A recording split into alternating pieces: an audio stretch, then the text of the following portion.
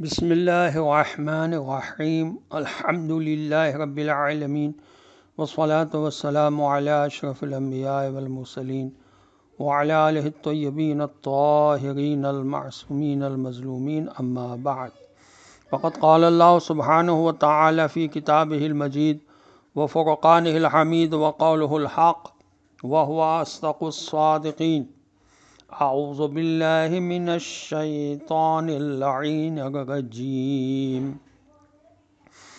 ہنالک تبلو کل نفس ما اسلفت وردوا الی اللہ مولاہم الحق وضل عنہم ما كانوا یفترون صدق اللہ العلی العظیم سلام علیکم ورحمۃ اللہ وبرکاتہ۔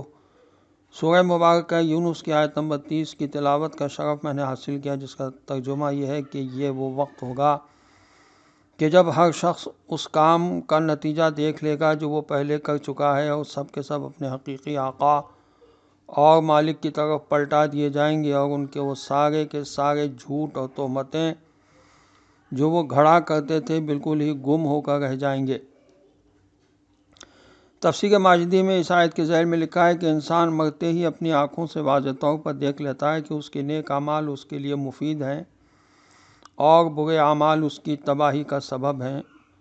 اس کا اجمالی علم تو مرتے ہی ہو جاتا ہے، مگر حشر کے دن اس کا مفصل علم ہوگا، اور یہ بھی معلوم ہو جائے گا کہ واقعی اور حقیقی مالک کوئی گھڑا ہوا معبود نہیں، اور یہ بھی کہ خدا پورے حق و انصاف کے ساتھ فیصلہ کرنے والا ہے۔ گویا مرتے ہی توحید و معاد کی حقیقت واضح ہو جاتی ہے۔ تفسیر عثمانی میں اس آیت کے ذیل میں لکھا ہے کہ قیامت کے دن جھوٹے اور بے اصل تہمات رفع چکر ہو جائیں گے۔ ہر شخص بالکل واضح طور پر اپنی برہنہ آنکھوں سے دیکھ لے گا کہ سوا اس سچے مالک کے رجوع کرنے کے کوئی چارہ نہیں، اور انسان کو اپنے تمام اچھے برے اعمال کا پوری طرح اندازہ ہو جائے گا کہ وہ کتنا وزن رکھتے ہیں،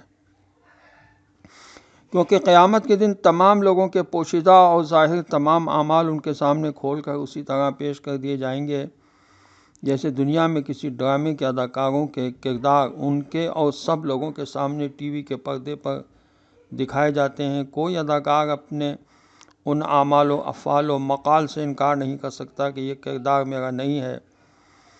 بالکل اسی طرح قیامت کے روز سب کچھ سامنے ہوگا جسے انکار نہیں کیا جا سکے گا۔ اس لیے انسان کو چاہیے کہ اپنے اعمال کے برباد ہونے کے جو اسباب بتائے گئے ہیں ان سے بچے۔ مثلا شرک، سورہ مبارکہ زمر کی آیت نمبر 65 میں ارشاد ہوتا ہے لئن اشرکت لیحبطن عملک ولتکونن من الخاسرین۔ اگر شرک کیا کسی نے تو تمہارے اعمال برباد ہو جائیں گے اور تم گھاٹے میں پڑ جاؤ گے۔ ایمان کے بعد اگر کوئی کفر اختیار کرے گا تو اس کے بارے میں سورہ مبارکہ مائدہ کی آیت نمبر 5 نے بتایا کہ وَمَن يَكْفُرْ بِالْإِيمَانِ فَقَدْ حَبِطَ عَمَلُهُ، جس نے بھی ایمان کے بعد کفر اختیار کیا تو اس کے اعمال ضبط کر لیے جائیں گے۔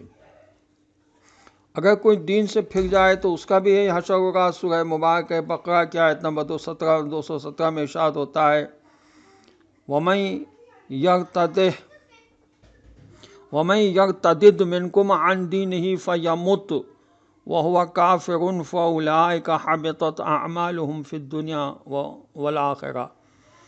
تم میں سے جو بھی اپنے دین سے پھر جائے گا اور اسی کفر کی حالت میں مر جائے گا، اس کے دنیا اور آخرت کے سارے اعمال برباد ہو جائیں گے۔ اسی طرح نفاق بھی سبب بنتا ہے، جس کے لیے سورہ مائدہ کی آیت نمبر 53 میں ارشاد ہوا وَيَقُولُ الَّذِينَ آمَنُوا أَهَٰؤُلَاءِ الَّذِينَ أَقْسَمُوا بِاللَّهِ جَهْدَ أَيْمَانِهِمْ إِنَّهُمْ لَمَعَكُمْ حَبِطَتْ أَعْمَالُهُمْ فَأَصْبَحُوا خَاسِرِينَ۔ جو لوگ ایمان لائے ہیں وہ کہتے ہیں کیا یہ منافقین وہی ہیں جو بہت قسمیں کھا کر کہتے تھے کہ ہم ضرور تمہارے ساتھ ہیں؟ ہاں، یہ وہی لوگ ہیں جن کے اعمال نابود ہو گئے اور سخت گھاٹے میں پڑ گئے۔ خدا کی آیات اور نشانیوں کا جو انکار کرتا ہے اس کا بھی یہی حشر ہوتا ہے۔ سورہ مبارکہ کہف کی آیت نمبر 105 میں ارشاد ہوتا ہے اولئک الذین کفروا بآیات ربہم ولقائہ فحبطت اعمالہم۔ یہ وہی لوگ ہیں جو آیات خدا اور خدا سے ملاقات کرنے کے منکر تھے، لہٰذا ان کے اعمال بیکار ہو گئے۔